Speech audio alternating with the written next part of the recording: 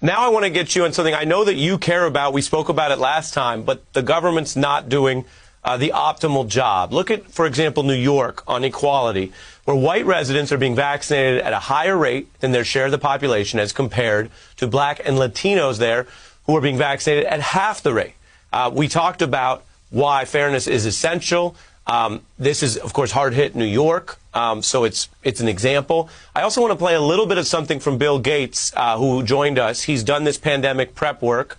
He brought you up, actually, Doctor, in saying both these conspiracy theories are bad, and he also spoke out about the racial injustice thus far. Take a look.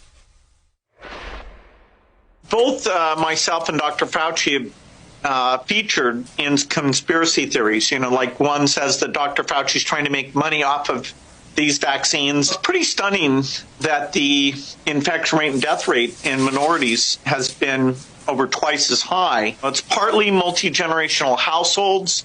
It's partly job occupation. It may have been the ability to communicate health messages in to those households. I'm stunned at that. Your response to both points? Well, he's absolutely 100% correct. I mean, the conspiracy theories are really very detrimental to getting a good public health measure uniformly accepted throughout the country. And that's one of the real problems we've had in this country. We live in such a divisive society that when you have public health issues become politicized and you have such diametrically opposed opinions of that, it's just really extremely unfortunate because it hinders our ability to respond. I mean, talking about it being a hoax, it's not a hoax. It's killed 430,000+ people.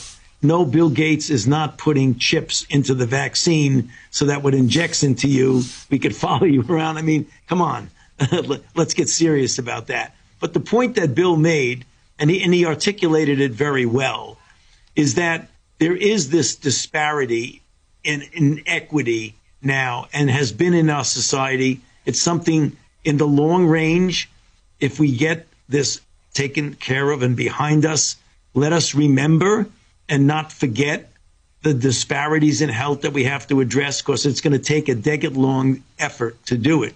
But let's look at what we're facing now. The numbers you put up were quite correct. There is inequity. Well, and I'm going to press you. I'm only jumping in to press you because we talked a lot about truth and science and the previous administration. But let's look at New York, which is, of course, run by a Democratic